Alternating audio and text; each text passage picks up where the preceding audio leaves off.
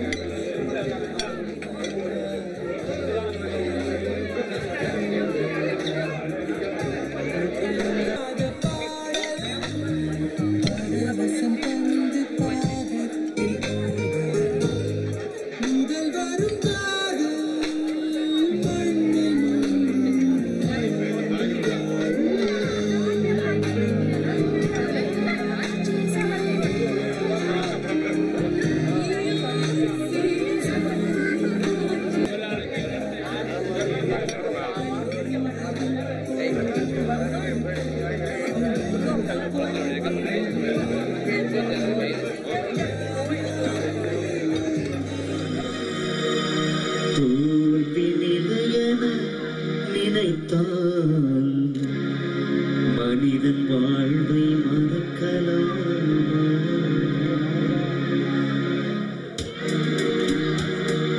தோல்வி நிலையென நினைத்தால் மனிதன் வாழ்வை நினைக்கலாமா?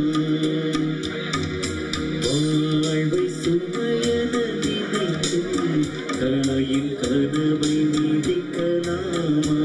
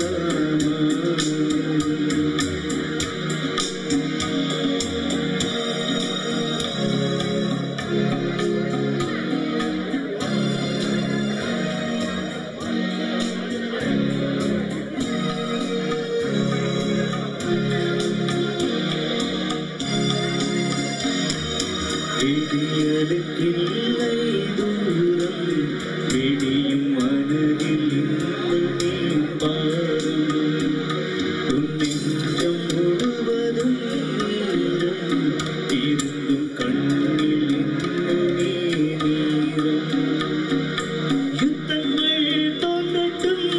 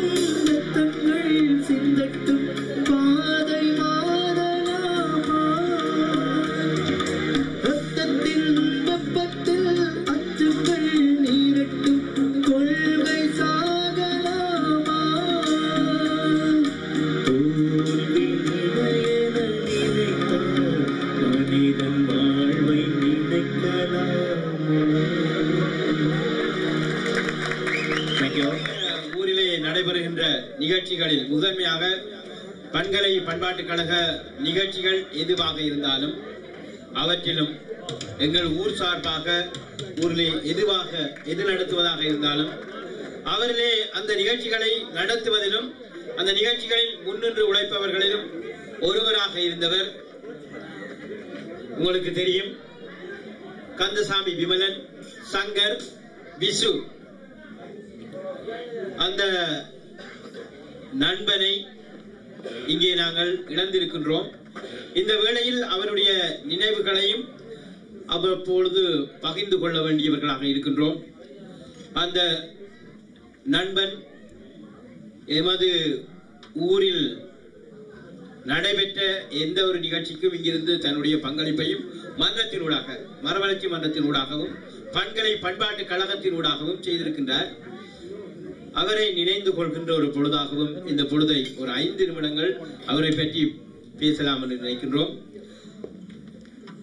இந்த நிகழ்ச்சியை கூட அவர் நின்றிருந்தால் அவர் ஏற்பாடு செய்திருப்பார்.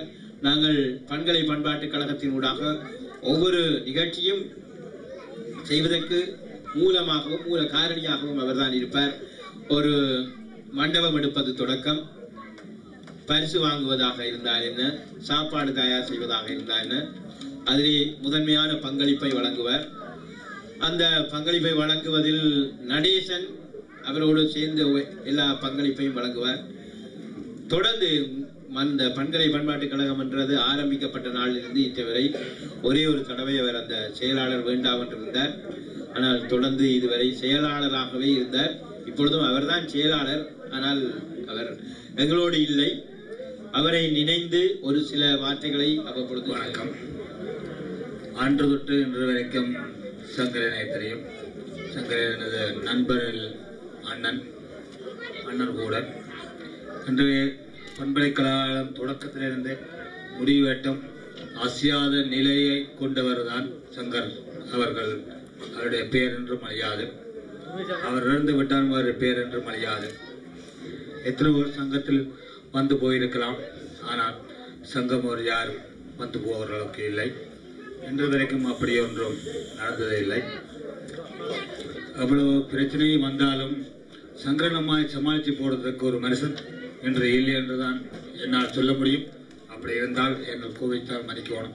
இன்று வரைக்கும் இன்று பழைய ஆக்கள் என்று சொன்னால் சபக்கி சிவா என்று அவருக்கு ஒரு பட்ட பேர், எங்க தர்மன் அவருக்கு ஒரு பட்ட பேர், போலை அவருக்கு ஒரு பட்ட பேர். போலை என்று சொன்னா இப்போதைய தலைவர் அவர் போலதான். அப்படி இன்னும் சில பேர், விஜயண்ணை, எத்தனை பேர் பழைய ஆக்கள் என்று ஒன்று ஸ்டார்ட் பண்ணி அன்றைய வரைக்கும் 1991 இருந்து இன்று வரைக்கும் அசையாத நின்றது ஒரு ஆள் சொன்னால் இந்த சங்கத்துக்காக உழைத்த ஒரு ஆள் சங்கரனை ஒரு ஆள் மட்டும். சங்கரன் செய்து யாரும் கொண்டிருக்க முடியாது. ஆனால் சங்கரன் கடமைப்பட்டவன் நான். அது உங்கள் யாருக்குமே தெரியாது. என்னுடைய தமிழ் மாணிக்கராயாவுக்கு மட்டும் தெரிஞ்சது. அதனால் அவருக்கு இந்த மேடையை நன்றி கூற கடமைப்பட்டிருக்கிறேன். எனவே சங்கரின் சங்கர் உதவி செய்தது, கர்ணன் செய்வது வலது கை கொடுப்பது இடது கைக்கு தெரியும். அதே மாதிரி எனக்கு செய்த உதவி இன்று வரைக்கும் அவர் தாயதாகப்பனுக்கோ அல்லது அவருடைய உறவினர்களுக்கோ தெரியாது. எனக்கும் என் தம்பி மாணிக்கராசாவுக்கும் தெரிந்த விஷயம். அதனாலே அவருக்கு நன்றி கூறுறதுக்காக இந்த மீடியை நான் பயன்படுத்தினேன்.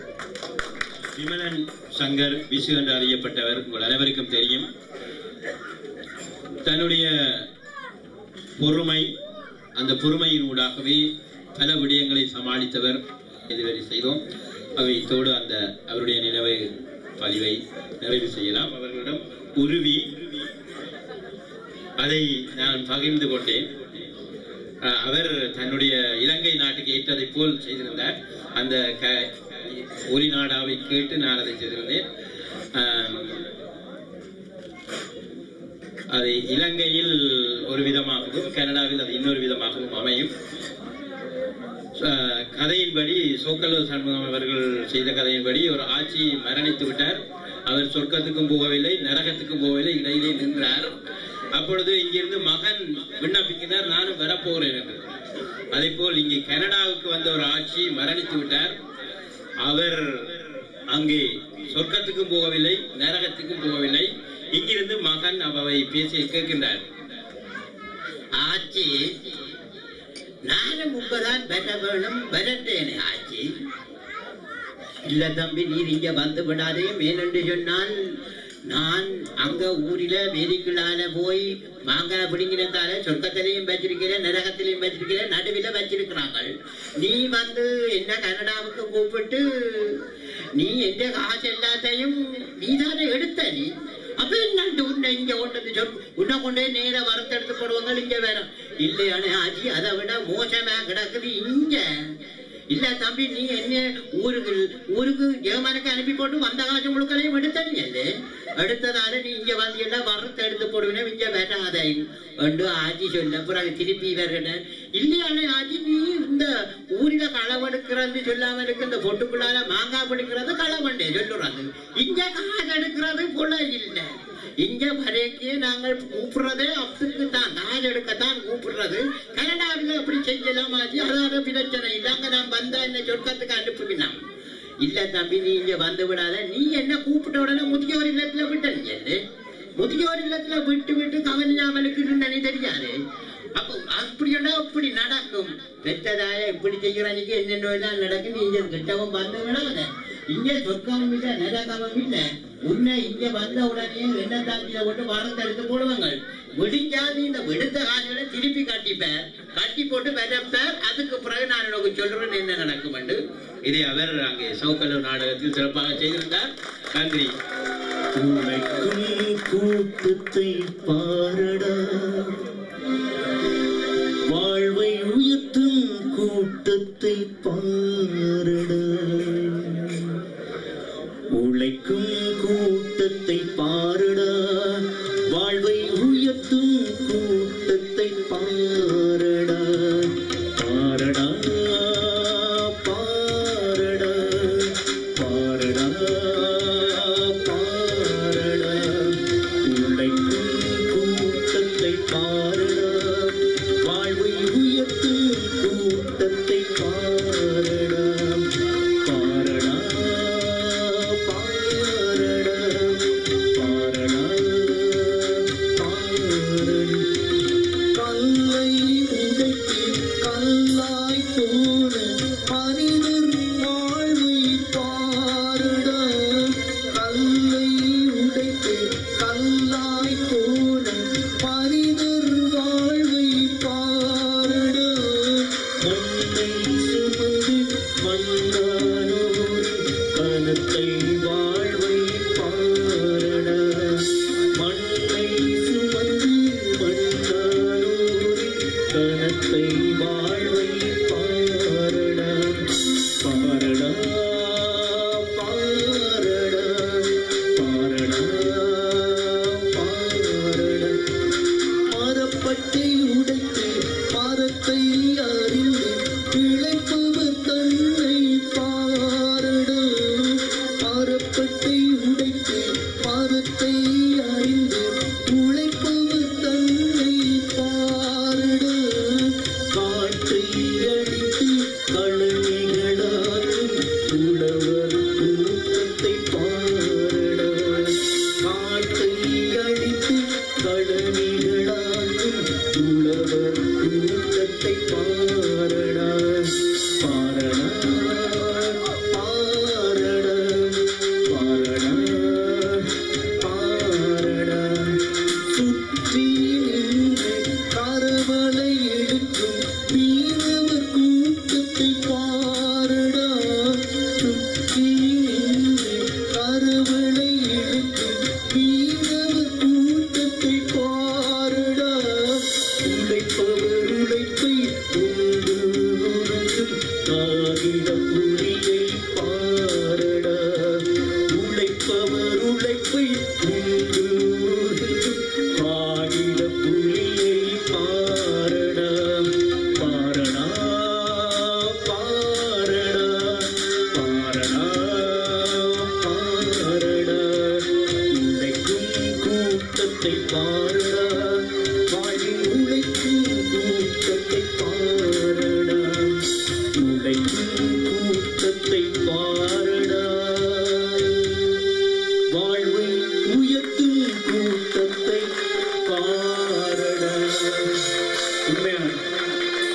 தேவனை வந்தவர் வந்து அந்த சினிமா முகம் வேணாம்னு சொல்லியிருந்தார். அதுக்கு வந்து அந்த பாட்டு. மற்ற இன்னொரு விஷயம், சினிமான்றது எங்களோட எல்லாருலயும் உள்ள யதார்த்தம் தேவன். அதை நாங்க மாத்த வழிகிட்டு உண்மையே கஷ்டம். எல்லாருமே வழியால கலைக்கிறமான கலாக்காவையே மாத்தவன கலாக்காவையே நீங்க மாத்தீங்களோ தெரியாது. ஓகே, சோவண்ணா தேவராஜ் அவர்கள் கலாரசிகனுக்கு அப்பால் ஒரு விடயம் இருக்கிறது. பார்க்கும் இடமெல்லாம் பரமனடா. தேவராஜ் அவர்கள் உங்களுக்கு ஞாபகம் இருக்கிறதா? பார்க்கும் இடமெல்லாம் பரமனடா ஒரு பஜனை பாடல் அவர் அம்மன் கோயிலிலே பாடுவார். நாங்கள் பின்னாலே பாடிக்கொண்டு செல்வோம். இப்பொழுது அவர் கடவுள் மரபு கொள்கையோடு இருக்கின்றார். தொடர்ந்து அவரை இங்கே பேச அழைக்கின்றோம். பார்க்கும் இடமெல்லாம் பரமனடா என்பதை போல அங்கத்தவர்களுக்கும் இதை ஏற்பாடு செய்த நண்பர்களுக்கும் இங்கே வருகை தந்திருக்கின்ற நண்பர்களுக்கும் எனது அன்புடன் இந்த இரவு வேளை வணக்கத்தை தெரிவித்துக் கொள்கின்றேன். இன்று என்னுடைய சாட்டில் நீங்கள் எல்லோரும் ஒன்று கூடி சந்தித்து உண்டு மகிழ்வது மிக மகிழ்ச்சி அளிக்கின்றது. இங்கே நாங்கள் இந்நிகழ்வை ஒரு ஒற்றுமை கருதி எங்களுடைய ஊரவர்கள் அனைவரும் இணைந்து செய்கின்ற நிகழ்வாகத்தான் நாம் இதை கருதுகின்றோம். எனக்கு முதலாவது வந்தவுடன் வரவேற்பளித்த அல்லது ஒன்று கூடல் செய்து என்னையும் உங்களையும் மகிழ்வித்த பண்கலை பண்பாட்டு கழகத்தினருக்கு முதற்கண் என்ற நன்றியை தெரிவித்துக் கொள்கின்றேன். இன்னும் 4 நாட்களில் திரும்ப இருக்கின்ற எனக்கு ஒரு வழியனுப்பு வைபவமாக இந்த நிகழ்வை நடாத்துகின்ற காலேடி மறுமலர்ச்சி மன்றத்தினருக்கும் எனது பணிவான நன்றியை தெரிவித்துக் கொள்கிறேன். இன்று எங்களுடைய மன்றம் மறுமலர்ச்சி மன்றம் 1500களில் அதாவது 15ஆம் நூற்றாண்டில் பிரான்சிலே ஒரு மறுமலர்ச்சி இயக்கம் தோன்றியது. 1789ஆம் ஆண்டிலே பாஸ்டில் கோட்டை தகர்க்கப்பட்டது. அதாவது ஒரு மக்கள் எல்லாம் பட்டினி துயரில் பசி என்று அவர்கள் ஊர்வலம் போன பொழுது மாளிகையின் உச்சத்தில் இருந்து மகாராணி கேட்டார், ஏன் இவர்கள் இவ்வாறு ஊர்வலம் போகிறார்கள் என்று. அப்பொழுது அந்த பக்கத்தில் நின்றவர் சொன்னார், அவர்கள் பசியால் வாடுகிறார்கள் என்று. ஏன் பான் இல்லை என்று சொல்லி அவர்கள் வேதனை குரல் எழுப்புகிறார்கள் என்று. பான் இல்லை என்றால் கேக்கை சாப்பிடலாம் தானே என்று மகாராணி அவருக்கு ஆலோசனை வழங்கினார். இது எதை காட்டுகிறது என்றால், 4 தேசிய இனங்கள் கூட நிம்மதியாக வாழ முடியாத ஒரு யுத்தம் முடிந்தாலும் இன்னும் நிம்மதி மூச்சு விட முடியாத ஒரு நாட்டிலிருந்து வருகை தந்திருக்கிறேன். நீங்கள் உண்மையில் ஒரு மகாராணிகள் போன்று எனக்கு காட்சி அளிக்கிறீர்கள். எனவே அந்த நிலையை நான் நினைத்து பார்க்கிறேன். ஏனென்றால் மறுமலர்ச்சி மன்றம் என்று சொல்லுகின்ற பொழுது அதை அந்த மக்கள், நான் திரும்ப வரலாற்றுக்கு சென்றால், அந்த மக்கள் அப்பொழுது சிறை வைக்கப்பட்டார்கள். பாஸ்டில் கோட்டையில் அவர்கள் துன்புறுத்தப்பட்டார்கள். அந்த பாஸ்டில் கோட்டையில் இருந்து தகர்த்தெழுந்து புறப்பட்டு அவர்கள் போராடினார்கள். கிளர்ச்சியின் கத்திக்கு அந்த ஆதிக்க சக்திகளை அழித்தொழித்தார்கள். இது வரலாற்று நியதி. மக்கள் மட்டுமே வரலாற்றின் உந்து சக்தி என்பது ஒரு வரலாற்று உண்மை. எனவேதான் நான் அந்த மறுமலர்ச்சி என்பது சுதந்திரம், சமத்துவம், சகோதரத்துவம், வோல்டேர், மொண்டெஸ்கியூ போன்ற அறிஞர்கள் உலகத்தில் முதலாக பிரான்ஸ் ரெவல்யூஷன் என்கின்ற பிரான்சிய புரட்சி, அந்த புரட்சி தான் உலகத்துக்கு முன்னுதாரணமான புரட்சி. அந்த புரட்சியின் மூலம் தான் இன்றைக்கு மேற்கு சமூகம் ஒரு ஜனநாயக சமூகமாக இன்றைக்கு தலை நிமிர்ந்து ஆண் பெண் சமத்துவமாக, இனங்களுக்கிடையில் சமத்துவமாக, சகோதரத்துவமாக வாழக்கூடிய ஒரு சமூகம் இன்றைக்கு ஆற்றல் உள்ள எந்த மனிதனும் அவன் அறிவுடன் அல்லது தைரியத்துடன் துணிந்து இங்கே வாழக்கூடிய ஒரு சமூகமாக மாறி இருக்கிறது என்றால் அன்று அந்த நிகழ்ச்சி. எனவேதான் அதை தொடர்ந்து ஏற்பட்ட ஒரு மறுமலர்ச்சி யுகம் என்று சொல்லக்கூடிய அந்த 15ஆம் நூற்றாண்டு நினைவு கூர்ந்துதான் நாங்கள் மறுமலர்ச்சி மன்றம் என்ற ஒன்றை 1972ஆம் ஆண்டு செப்டம்பர் மாதம் 24ஆம் தேதி நாங்கள் தேவகோபாலகிருஷ்ண நாடக மன்றமும் காலியடி முருகன் விளையாட்டுக் கழகமும் இணைந்து உருவாக்கினோம். எனவேதான் அந்த நினைவை நான் இங்கே நினைத்து பார்க்கிறேன். அந்த மறுமலர்ச்சி மன்றம் என்பது, மறுமலர்ச்சி என்பது எங்களுடைய சமூகத்தில் ஒரு மாற்றத்தை, ஒரு மன மகிழ்ச்சியை, ஒரு உற்சாகத்தை, ஆற்றல் மிக்க கரங்களிலே ஆயுதங்கள் ஏந்துவதே மாற்றத்திற்கான வழி, மாற்று வழி ஏதும் இல்லை என்கின்ற அந்த நாடகம், அது காகித புலிகள், அது 74ஆம் ஆண்டுகளிலே எங்களால் யாழ்ப்பாணத்தில் முதலாக ஒரு புதிய நாடகத்தை, நவீன நாடகத்தை இன்று நடித்து காட்டினார்கள். அதன் ஒரு சிறு பகுதியை மிக நன்றாக இருந்தது. அது அந்த நடிகர்களுக்கும் கலைஞர்களுக்கும் பாராட்டை தெரிவித்துக் கொள்கிறேன். இங்கே செல்லத்துறை மாஸ்டர் அவர்கள் இங்கே குறிப்பிட்டார்கள், ராசலிங்கர். அதைத் தொடர்ந்து அவருடைய பிள்ளைகள், பேர பிள்ளைகள் அல்லது எல்லோருமாகவே இங்கே நல்ல நிகழ்ச்சிகளும் செய்தார்கள். எனவே இதையெல்லாம் நினைத்து பார்க்கின்ற பொழுது நாங்கள் எங்களுடைய அந்த கிராமத்திலே ஓர் அறிஞர் கூட்டம், ஆசிரியர் கூட்டம் ஒரு எழுச்சி பெற்று எங்களுடைய சமூகத்தில் ஒரு மாற்றத்தை உண்டு பண்ணுவதற்கு எல்லோரும் ஒன்றிணைந்து செயற்பட்டார்கள்.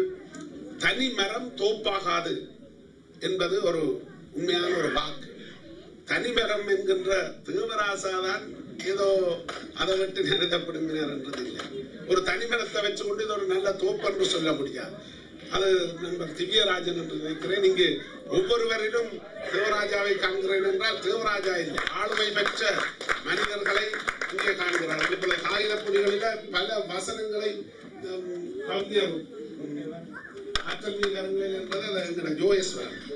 அவர்தான் பல பாடல்கள், சாதித்திமிருடன் வாழும் தமிழன் ஒரு பாதி தமிழன் சுபத்திரன் மெட்டக்கலப்பு கவிஞர், அந்த கவிதைகளை எல்லாம் காகித புலிகளுக்கு உட்படுத்தியவர்.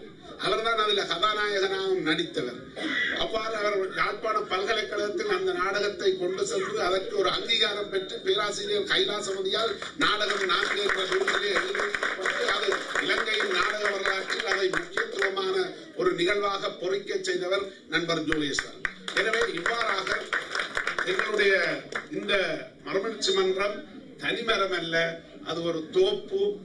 ஒன்றுபட்டால் உண்டு வாழ்வு, ஒற்றுமை நீங்கில் அனைவருக்கும் தாழ்வு, நன்றிது தேர்ந்தெடல் வேண்டும், இந்த ஞானம் வந்தால் பிறகு இது வேண்டும் என்பது பாரதியினுடைய பாட்டு. எனவே அதுபோல நாங்கள் ஒன்றுபட்ட மக்களாக எங்களுடைய கிராமம், அதாவது படிப்புலம், காலையடி, சாந்தை, பன்னமூலை, காலையடி தெற்கு என்று சொல்லப்படுகிற சகல கலட்டி, தேசனுடன் சண்டை வந்துள்ளார், கலட்டி தவறவிட்டார். எனவே இவ்வாறு அனைத்து குறிச்சிகளை, சின்ன சின்ன குறிச்சிகளை உள்ளடக்கிய எமது கிராமம், அந்த கிராமம் ஒரு மாதிரி கிராமமாக செயற்படுவதற்கு காலையடி மறுமலர்ச்சி மன்றம் இந்த இருக்கின்ற கிராமத்தில் ஒரு பெரிய ஒரு நிலப்பரப்பு எங்களுக்கு சொந்தமாக கிடைத்திருக்கிறது. அதனுடைய உறுதியை நான் இங்கே கொண்டு வந்திருக்கிறேன். உண்மையான உறுதியை. இந்த உறுதி 2001ஆம் ஆண்டு எழுதப்பட்டது. முத்தாரிசு அதை நான் எழுதவில்லை, அதை SV சோமசுந்தரம் அவர்கள், பானா ராசவுரு அவர்கள் அதை அத்தாட்சிப்படுத்தி இருக்கிறார். எனவே இதன் மூலம் இந்த நிலம் எங்களுக்கு சொந்தமாக இருக்கிறது. எங்களுடைய கிராமத்திலே பொது நிலமாக எந்த நிலமும் இல்லை. நாங்கள் அம்மன் கோயில் எடுக்கலாம், அல்லது வேற வேற இடங்கள் எடுக்கலாம், அல்ல சின்ன சின்ன இடங்கள் இருக்கலாம். ஆனால் இது ஒரு 28 பரப்பு எங்களுக்கு சொந்தமாக இருக்கிறது. எனவேதான் மறுமலர்ச்சி மன்றம் என்ற ரீதியிலே இதை நாங்கள் செயற்படுத்த முனைகிறோம். இது எங்களுடைய ஊரினுடைய ஒற்றுமையை குறைப்பதற்காக என்று தவறுதலாக யாரும் எண்ண வேண்டாம். இது ஊரினுடைய ஒற்றுமையை இன்னும் பலப்படுத்துவதற்காக இதை நாங்கள் ஆரம்பித்திருக்கிறோம். அத்துடன் இந்த 28 பரப்புடன் அது பொன்னுத்திரை வளவு அல்ல. இப்பொழுது அது அவர்களுடைய அப்பா என்று சொல்லப்படுகிற அவருடைய மகளுக்கு சீதனம் கொடுக்கப்பட்ட வளவு. அந்த வளவு மன்றத்துக்கு நேரே இருக்கிறது. அந்த வளவு 7 பரப்பையும் நாங்கள் சுவிஸிலே அவர் இருக்கிறார், அவர் என்னுடன் கதைத்திருக்கிறார். அப்ப அவரிடம் நாங்கள் அதை ஒரு குறிப்பிட்ட விலையும் சொல்லியிருக்கிறார். அதை காசு கொடுத்து நாங்கள் அதை வேண்ட வேண்டும். 7 பரப்பு என்றால் 35 பரப்பு, அது அந்த பக்கத்தில் வாசல் வரும். எனவே இவ்வாறாக நாங்கள் அந்த முழு நிலத்தையும் வேண்டி ஒரு மைதானம் ஒன்றை அமைத்து, இப்பொழுது ஸ்விமிங் பூல் என்று சொல்லப்படுகிற அது ஒன்றும் இப்பொழுது உடனடியாக அமைக்கிற எண்ணம் இல்லை.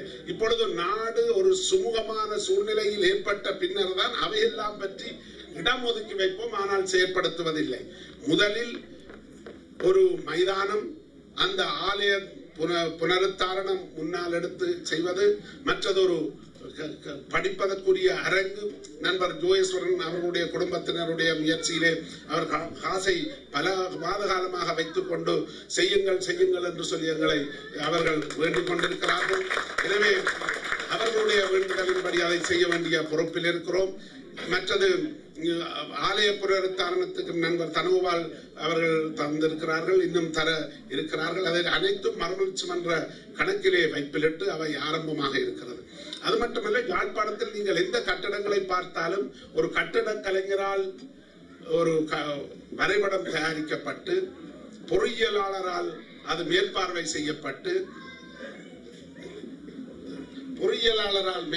செய்யப்பட்டு ஒழுங்கான முறையில் அது செய்யப்படுவதில்லை.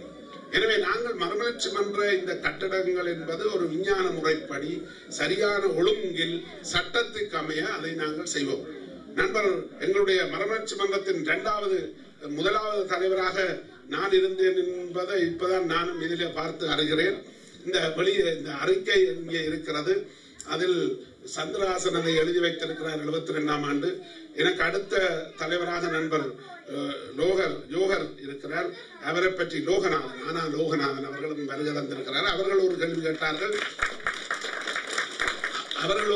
கேட்டார்கள். ராணுவம் இப்ப இருக்குது, ஊரை சுத்தி இருக்குது. இந்த சூழ்நிலையில நீங்கள் ஸ்விமிங் பூல் மற்ற இந்த கட்டடங்கள் எல்லாத்தையும் சுற்றவரை கட்டிவிட்டால் ஒரு ராணுவ ஒரு தலைவனை விட்டு இந்த இடத்தை நீங்கள் பாருங்க, அவனுக்கு ஒரு இடம் தேவைப்பட்டா இந்த இடத்தை சுவீகாரம் செய்யலாம் என்று சொல்லி குறிப்பிட்டார்கள். உண்மைதான், அந்த ஆபத்து இருக்கிறது தான். ஆனால் அவற்றுக்கு அப்பால் நாங்கள் அவற்றை அவதானமாக கருத்தில் கொண்டு நாங்கள் படிப்படியாகத்தான் அந்த வேலைகளை செய்வோம். மற்றது சிறு பிள்ளைகளுடைய பாடசாலை, மற்றது அந்த கருத்தரங்கு, ஆய்வரங்கு அல்லது உள்ளரங்கு, விளையாட்டரங்கு, இவற்றை மட்டும் நாங்கள் செய்வது என்று யோசித்திருக்கிறோம். கட்டட கலைஞர் சந்திரஹாசனம் ஜனவரி வந்து அவற்றை ஆரம்பித்து அதை பற்றி அங்கே உள்ள குழுவில் தீர்மானிப்போம். அங்கு இப்பொழுது யாரும் இந்த ஊடகங்களை நம்ப வேண்டாம். ஊடகங்கள் என்று நான் சொல்வது இந்த இன்டர்நெட்ல எழுதுகிற கதைகளை அல்லது ஒவ்வொருவரும் சந்தோஷத்துக்கு ஒவ்வொன்று எழுதி கொண்டிருப்பார்கள். இந்த வளவுகளை அரசாங்கம் பிடிக்கிறத பற்றி ஒரு சொல்லி கேட்கிறேன். நான் ஒரு சட்டத்தரணி என்றதுனால அதை சொல்ல வேண்டிய தேவையும் இருக்குதான், அதை இடையில வந்ததால் அதை நான் சொல்றேன். என்னவென்றால், ரிஜிஸ்ட்ரேஷன் ஆஃப் டைட்டில் ஆக்ட் என்று சொல்லி அது பல வருடங்களுக்கு முதல் அந்த முற்பதிவு கட்டளை சட்டம் என்று ஒன்று இருக்குது. அதன்படி அந்த உரிமை கோரப்படாத ஆதனங்களை அரசாங்கம் தன்னுடைய கவனத்தில் எடுப்பதற்காக உதவி அரசாங்க அதிபர் பிரிவுகள் ஊடாக ஒரு அறிவித்தல் வழங்கி இருக்கிறது. அது என்னவென்றால், இப்பொழுது வெளிநாட்டில் இருக்கிறவர்களுடைய ஆதனத்துக்கு எதிராக 30 வருடங்களுக்கு மேலாக கூட யாரும் பிடிச்சு ஆட்சி செய்தாலும் சொந்தமாக்க முடியாது என்றது ஆட்சி உரிமை கட்டளை சட்டம். அந்த சட்டத்தை மீறி யாரும் எதுவும் செய்ய முடியாது. அதுல கேட்கப்பட்ட அந்த விண்ணப்ப படிவத்தில் பார்த்தால் தெரியும், இந்த காணியை வழங்கினவரார், வேண்டினவரார், இப்ப என்ன இலக்கம் என்று 15 எழுதி கொடுத்தால் உறுதியுள்ள அவர்களின் பெயரிலேயே அங்கே அது பதியப்படும். அவர் முதல் தர சொந்தக்காரன் என்று பதியப்படும். இரண்டாவதாக அங்கு அந்த ஆள் இல்லாமல் ஒரு குத்தகைக்கு கொடுத்திருந்தால், வாடகைக்கு கொடுத்திருந்தால் அவர் இரண்டாவது சொந்தக்காரன் என்று குறிப்பிடும்.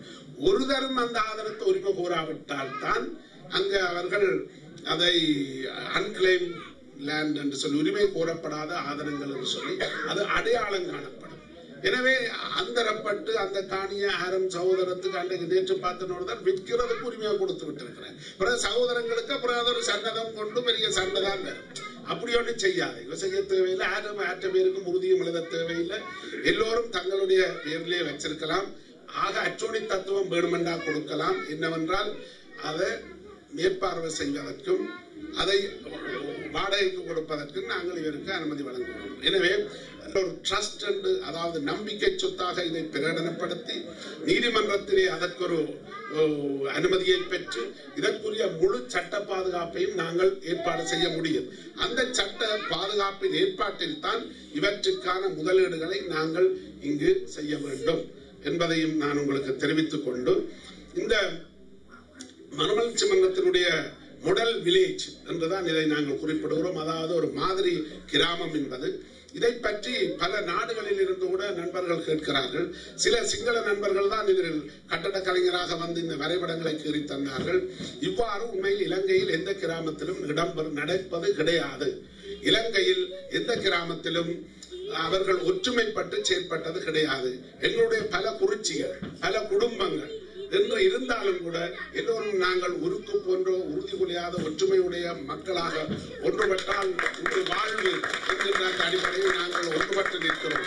எனவே எங்களை யாராலும் அசைக்க முடியாது.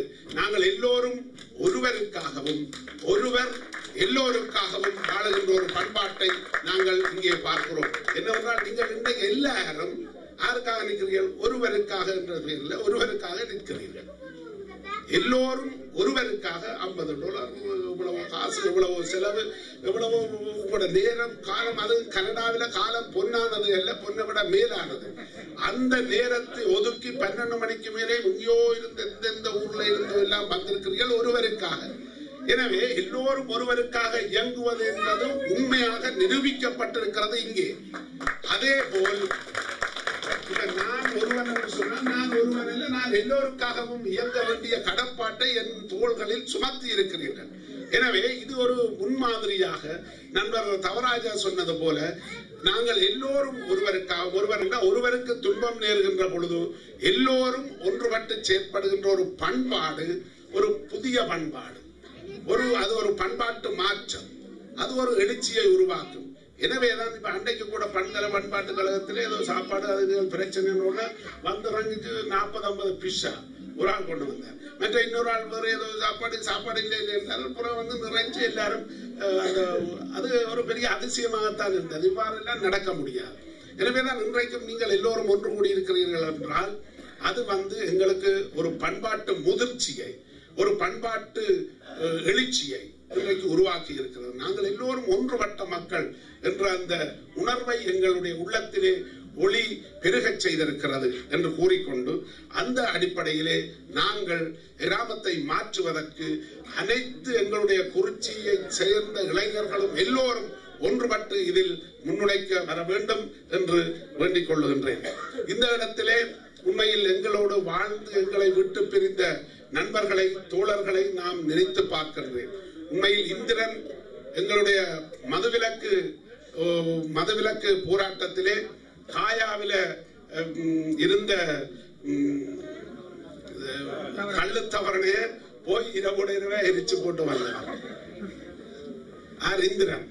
அடுத்ததாக பிறகு நண்பர் இவர் சிவசுப்ரமணிய மணியன், அவன் கடைசியா வந்து என்னோட ஒரு இரவு முழுதுமே பொழுதுபடைந்து விடிமட்டு நித்திரை இல்லாமலே கதைச்சு கொண்டிருந்தார் மன்றத்தை பற்றி.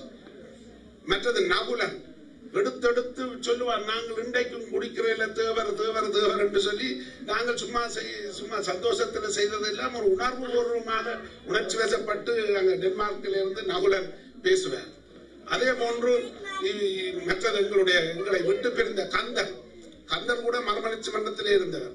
அப்ப கந்தர் அந்த கடையை நடத்தைக்குள்ள எங்க கண்டாலும் அந்த ஊர் உணர்ச்சி, அந்த உணர்வோட கடைசி மட்டும் வாழ்ந்து எங்களை விட்டு பிரிஞ்சவர். மற்றது சிவலிங்கம், அவர் எங்களுடைய நட்பு நாடகம் முதல் தேவோவாரசு நாடக மன்றத்திலேயும் அதிலே முன்னின்று உழைத்து அதற்காக தன்னை அர்ப்பணித்த ஒரு நண்பன் தான் நண்பர் சிவலிங்கம். மற்றது அப்பாத்துறைங்கிற அயல் கிராமத்தை சேர்ந்தவர், அவரெல்லாம் அயல் வீட்டை சேர்ந்தவர். அவருடைய திருமணத்துக்கு நீதான் மீளம் பிடிச்சு விடணும் என்று சொல்லி சொன்னவர். எனவே அவருக்கு அந்த திருமணத்துக்கு மீளம் பிடிச்சு விட்ட என்ற வேலை. அது மட்டுமல்ல, அவர் இன்றைக்கு மூத்த மகனுடைய இல்லம் குடிபூரல் நடைபெற்றது. அதிலும் கலந்து கொண்டது எனக்கு மற்றற்ற மகிழ்ச்சி. அவர்தான் அது பின்னர் அதை விட்ட நல்ல நகைச்சுவை இருக்காது என்று சொல்வார்கள். எனவேதான் துக்கத்தை பலமாக மாற்றுவோம். எனவேதான் நான் இன்றைக்கு துணிஞ்சு நிற்கிறேன். என்னத்துக்கு என்று சொன்னால், 85,000 விதவைகள் இருக்கிறார்கள் வடக்கு கிழக்கில் என்று சொன்னால் அதை பற்றி கவலைப்படுறது கொண்டும் இல்லை. தகப்பன் இல்லாத பிள்ளைகள் என்றால் அது தருதலையா போவிடும் என்று சொல்லி எங்களுடைய தம்பையா மாஸ்டர் இன்றைக்கு 94 வயதுல சைக்கிள் ஓடி வந்து போன மாதம் என்ற வீட்டில் இறங்கி சொன்னார், தம்பி உனக்கு தாண்டா உறுதி எழுதுவன் வார தையில வாரன் வீட்டு போட்டு சைக்கிள் ஏறி போற. அந்த தம்பியாவத்தியார் என்ன, நாங்கள் நாடகம் பழகி கொண்டு கேட்க தனவுவால் இப்ப சிறிய நீங்க கடை வச்சிருக்கிறவர். அவர் தான் வீரவாட்டியாட்ட பொம்மன்ல என்னுடைய மனைவிக்கு நடிச்சவர். மற்றது தனவுவால் ஒரு கட்டத்துக்கு வந்தவர். அப்ப தனவுவால பிடிச்சு இதோட வந்து நீ தருதல நீ கெட்டது போதாமல் ஊரையும் கெடுத்து போடாது என்று என்ன பேசி போட்டு போனவர் எங்களுடைய தம்பையா மாஸ்டர். அது மட்டுமல்ல, எங்கட புருடி அவர் எங்களோட சொந்தக்காரன். நான் ஒன்ற இடத்தை சொந்தமடா, நீ ஒரு நாடகம் இல்ல 10 நாடகம் போட்டு ஊரை பழுதாக்கி போடாது என்று விரட்டி போட்டு முறைச்சு போட்டு போவார். நான் அவர் சொன்னதே மனதில் வச்சு ஒன்றல்ல 10 நாடகம் போட வேணும் என்று திருவோவாலகிருஷ்ண நாடக மன்றத்தின் அடிப்படையில 10வது நாடகம் போட்டு நட்பு என்ற நாடகத்தை போட்டு அதுல. ஆனால் நான் புத்தகத்தை தூக்கி படிக்கின்ற பொழுது எனக்கு தம்பையா மாஸ்டரும் அல்லது புருடி அவர் சுப்பிரமணியம் அவர்களும் எனக்கு நினைவில் வருவார்கள். அதாவது உதவி செய்து ஆக்களை வளர்ப்பது ஒன்று, அவர்களை எதிர்த்து விரட்டுவதன் மூலம் நீ தருதல கெட்டு போவ, கட்டாக்காரி விடிய 6 மணிக்கு கட்டை அறுத்து கொண்டு வெளியிட்டா இரவு 10 மணிக்குத்தான் வீடு வந்து சேரும். இந்த தருதல கட்டாக்காரிகள் அப்படி எங்க செல்லியாதவர் வீட்டுல போய் அதுல மேய்ச்சாவின் வயலுக்கு போய் பைத்தங்காய பிடுங்கி அல்லது ஊர் கேணியில குளிச்சு போட்டு அங்க உருண்டு விரண்டா அல்லது திருவடி நிலையை போய் சுத்தி போட்டு வருவினம். அப்ப எங்களுடைய மறைந்த நண்பர்களையும் பெரியோர்களையும் தோழர்களையும் இனியவர்களையும் நினைக்கின்ற பொழுது எனக்கு இப்பொழுது நினைவு வருகிறது நண்பர் விமலன் சங்கர் என்று சொல்லப்படுகிற அவர் வந்து இந்த கனடாவில எப்படி வாழ்ந்தார் என்றது எனக்கு தெரியாது. ஆனால் குகன் வந்து எங்களுக்கு அவருடைய மரணம் அன்று நான் தலைமை தாங்கி அன்றைக்கு மன்றத்தில் நாங்கள் கூட்டம் நடத்திய பொழுது அவருடைய இறுதிக்கிரியை நடைபெறுகிற இங்கே அதே சமயத்தில் மன்றத்தில் நாங்கள் நடாத்தினோம். அங்கு சிலர் பார்த்தார்கள், இவர்கள் ஒரு பணக்காரர் ஆக்களை பற்றித்தான் இவர் செத்தவோடு கொண்டாடினோம், ஏன் சிவலிங்கனை கொண்ட இல்லை, ஏன் எங்கட மணியத்தை கொண்டாட இல்லை, ஏன் எங்கட வேற ஆக்களை கொண்டாட இல்லை என்று ஒரு சிலருக்கு மனக்கொதிப்பு இருந்தது. எனவே அப்பொழுது நான் தகவலாக்கி கொண்டிருந்தேன். எனக்கும் என்னவென்று அவ்வளவு பகைதான் இவரோட தொடர்பு எனக்கும் அதிகம் விளங்காது. ஆனால் குகன் அவர்கள் வந்து ஒரு நான் நினைக்கிறேன் ஒரு 20-26 மேல பேசியிருப்பார். குகன் பேசின பிறகுதான் அல்லது நேசன் கடைசியா வந்து குகன் பேசின உடனே எல்லாரும் தப்சிப்பார். அந்த ஜூலியஸ் சீசர் அங்க ஆண்டனி பேசின பேச்சு மாதிரி உண்மையில எங்களுக்கு அங்க ஊர்ல இருந்தது. அப்படி மன்றத்தில ஊடாடின இளைஞர்கள் அவ்வாறு பேசுகிறார்கள், எங்களோட உணர்வை சிந்திக்கப்பட்டினார்கள் என்றது ஒரு உண்மையில் ஒரு மாற்றத்தை எங்களுக்கு உருவாக்கினது. அதுக்கு பிறகு நேசன் வந்து சொன்னார், இனி சங்கற்ற நினைவா நாங்கள் இந்த மன்ற முயற்சிகளை ஈடுபடுறோம், யாரும் குறுக்க நிற்க கூடாது என்று சொல்லி சொன்னார். அப்போ உடனே எல்லாருமே அதுக்கு பிறகு ஒன்றுபட்டார்கள். பகைமை அல்லது கருத்து முரண்பாடு என்று 100 மலர்கள் மலரட்டும், 100 கருத்துகள் முட்டி மோதட்டும். கருத்துகள் முட்டி மோதணும். ஊடலும் கூடலும் தான் ஒரு இணைந்த அன்பான குடும்ப வாழ்வுக்கு அடிப்படை. சண்டையும் சமாதானமும் தான் ஒரு அன்பின் இறுக்கத்தை வெளிப்படுத்தக்கூடிய விடயங்கள். எனவே விவாதிப்போம், கலந்து பேசுவோம், சண்டை பிடிப்போம், ஆனால் ஒற்றுமைப்படுவதற்காக என்று அந்த அடிப்படையிலே எங்களுக்கு விமலன் நான் உண்மையில மறுபுறப்ப நம்புறேன் இல்லை, ஆனா இப்ப நான் நம்புறேன். என்னவென்றால் ஆக்கள் செத்த பிறகு வாழ்றது மிக அதிசயம். இன்னைக்கு பாரதியார ஒரு வீட்டுல படம் வச்சால் யாரும் செத்தவன படத்தை இதுல வச்சிருக்கிறேன் என்று கேட்கிறேன். இன்னைக்கு பாரதி அன்னைக்கு நான் பாரதிக்கு பிறகு தமிழ் தேக்கம் அடைஞ்சிருக்கிறது என்பது என்னுடைய கருத்து, தாழ்மையான கருத்து. தமிழர்கள் அதுக்கு பிறகு சிந்தனையை கைவிட்டு விட்டார்கள் என்பது என்னுடைய ஒரு தாழ்மையான கருத்து. அப்ப 1930களுக்கு பிறகு தமிழன் தன்னுடைய சிந்தனையை துளைத்து நாசமாகிவிட்டான் என்பது என்னுடைய கருத்து. நான் கனடாவை பற்றி சொன்ன பொழுது நேற்று பகுதியாக சொன்னேன், கனடா கற்புள்ள நாடு என்று சொல்லி. என்றால் கனடாவை பற்றி வைக்கப்பட்ட கருத்துகள் அனைத்தும் பாதகமானவை. இது ஒரு நல்ல ஒரு பண்பான நாடு என்பதை நாங்கள் நேரடியாக பார்க்கக்கூடியதாக இருக்கிறது. எனவே அந்த நாட்டில் வாழக்கூடிய அதிசய பிறவிகளாக அதிமானுடர்களாகிய நீங்கள் ஒவ்வொருவரும் எங்களுக்கு உதவிக்கரம் நீட்டி எங்களுக்கு உடன் ஒத்துழைக்கின்ற பொழுது அந்த பஞ்ச பட்டாளங்களாக இருக்கக்கூடிய பாமரர்களாகிய எங்களுக்கு நீங்கள் உதவி செய்ய வேண்டும், ஒத்தாசை வழங்க வேண்டும். அதன் மூலம் நாங்கள் ஒரு எங்களுடைய கிராமத்தை மாற்றுவதல்ல. நான் படிச்ச மொழியில சட்டம் பேசுறேன், அது எங்களோட ஊர்ல சாத்தியமா இருக்கு, கனடாவில் என்னால முடியாது. எனவேதான் நான் என்னுடைய ஊருக்கும் மக்களிடமும் நான் அங்கே செல்ல வேண்டும். எங்களுடைய உறவுகளுடன், எங்களுடைய உறவினர்களுடன், எங்களுடைய ஊரவர்களுடன் இப்பவும் லட்சக்கணக்கான மக்கள் இருக்கிறார்கள். இங்கே எல்லோரும் சிலர் நினைக்கிறார்கள் இங்கே அங்கே எல்லாம் ஏதோ அது ஸ்ரீலங்கா என்று சொல்ல பார்க்கிறார்கள். உண்மையில் ஒன்றை நான் சொல்கிறேன், எங்களுடைய அரசியல் ஜாப்பில், தமிழ் ஜாப்பில், அதனுடைய மாற்றத்தில் இலங்கை என்றுதான் சொல்லப்பட்டிருக்கிறது. இலங்கை அரசியல் ஜாப். அந்த ஸ்ரீலங்கா என்பதை துவச அடிப்படையில் தயவு செய்து பாதிக்க வேண்டாம். அதை இலங்கை என்றே நாங்கள் சொல்லலாம். இலங்கை தான் எங்களுக்கு தமிழ் பெயர். எனவே இலங்கை என்றதை நாங்கள் இப்ப புஷ்பரண்டம் என்ற யாழ்ப்பாண பல்கலைக்கழக பேராசிரியர் ஒரு கட்டுரை, அது ஆராய்ச்சிகள் நிறைய செய்திருக்கிறார்கள். என்னவென்றால் தமிழர்கள் வாழ்ந்த தேசம் வடக்கு கிழக்கு மட்டுமில்லை, இலங்கை முழுவதும் தமிழர்கள் வாழ்ந்திருக்கிறார்கள். கதிர்காமம் முதல் அல்லது தேவேந்திரமுனையில, களுத்துறையில, மத்தியில தமிழர்கள் வாழ்ந்திருக்கிறார்கள், ஆட்சி செய்திருக்கிறார்கள். தமிழ் பெயர் பொறிக்கப்பட்ட நாணயங்கள் பெறப்பட்டிருக்கின்றன. எனவேதான் தனியே ஒரு குறுகிய ஒரு எல்லைகளை வரையறுத்துக் கொண்டு இதுதான் தமிழர்கள் வாழ்ந்த இடம் என்று யோசிக்க வேண்டாம்.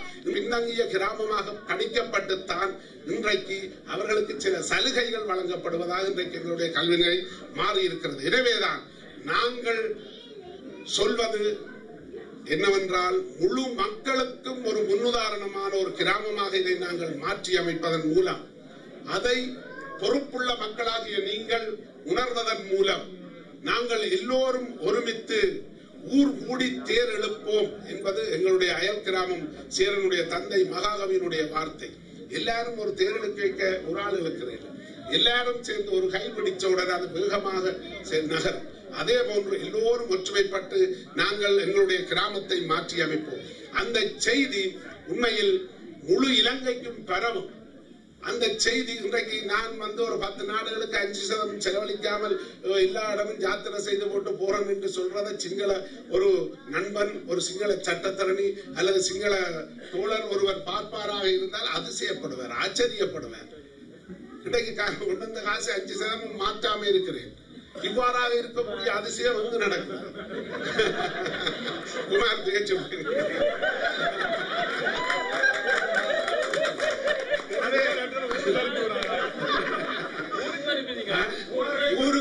ஊருக்கும் முளைச்சு காசு அனுப்பி. ஒரு நாள் யூஎஸ் வந்த வீட்டுல போய் அவற்ற பூந்தோட்டத்துல வேலை செய்தனா நீ சம்பளம் தரேன். அவரோட போய் அவருடைய சந்தையில இருந்து பூக்கள் எல்லாம் கன்றுகள் எடுத்து 5 மணிக்கு மனுஷன் எழுப்பி போகுதான். அந்த போனா பரவாயில்ல, என்ன முழுத்தோண்டாலும் பழக்கம். எனக்கு ஏதோ கொண்டு அவர்கள் அங்க இடவால விழான் எல்லாம் கூட்டி தெரிஞ்ச அல்ஃபிரட்டோட அங்க அப்படி உண்மையில யோகேஸ்வரன் அங்க இருந்து கற்பனை செய்ததை அங்க செய்யலாது. ஆனா இங்க செய்ததை சாதிச்சிருக்குது. இப்ப ரவி டவுன் டவுன்ல இப்ப கொழும்புல அப்படியே கடவுளாக செய்யல, பெரிய பிஷா கடை அங்க போய் நுழைஞ்ச உடனே டக்குன்னு சேகரனாலும் பிஷாவை தூக்கி கொண்டு ஓடி வாரம். அப்ப இது உண்மையா எங்களுக்கு ஒரு அதிசயமா தான் இருக்குது. அப்ப இந்த மாதிரி எங்களுடைய நண்பர்கள், ஊரவர்கள் உயர்ந்து நிற்கின்ற அந்த காட்சியை நாங்கள் சிங்கள மக்களை சொல்ல போறோம். அதான் என்னுடைய நண்பர் சொன்னார், நாங்க கேட்டது ஒரு நாடு, கிடைச்சது 40 நாடு. அப்ப 40 நாட்டுல எங்கட சகமெல்லாம் ஜீவிக்குது, மிக சந்தோஷமா ஜீவிக்குது. அந்த செய்தியை சிங்கள மக்கள் அறிந்தால் அவர்கள் தமிழர்களோட நீ ஒற்றுமையா வாழ்றதன் மூலம் தான் சிங்கள பகுதியை முன்னேற்றலாம் என்றதை அவர்கள் வெளிப்படையாக சொல்கிறார்கள். எனவே இன்னும் ஒரு 4-5 வருஷம் நிச்சயமா மாறும் என்ற அந்த நம்பிக்கையுடன் இந்த நிகழ்வை, இந்த மறுமலர்ச்சி மன்ற கட்டடத்துக்கு காலேடி, பனிப்புலம், காலேடி இதற்கு கலட்டி, சாந்தை அனைத்து மக்களும் தங்களால் என்ற பொருளாதார உதவிகளையும் தங்களுடைய வாயார வாழ்த்துக்களையும் எல்லோரும் வழங்க வேண்டும், எல்லோரும் ஒற்றுமையாக அதை செயற்படுத்த வேண்டும் என்று வேண்டுகின்றேன். இந்த சந்தர்ப்பத்திலே இந்த 24/9/1972 என்றால் 2012/9/24 நாங்கள் 40வது ஆண்டு நினைவை கொண்டாட வேண்டும். எனவே இவ்வாறாக அதை கொண்டாடுவதற்கு தயாராக நாங்கள் எங்களுடைய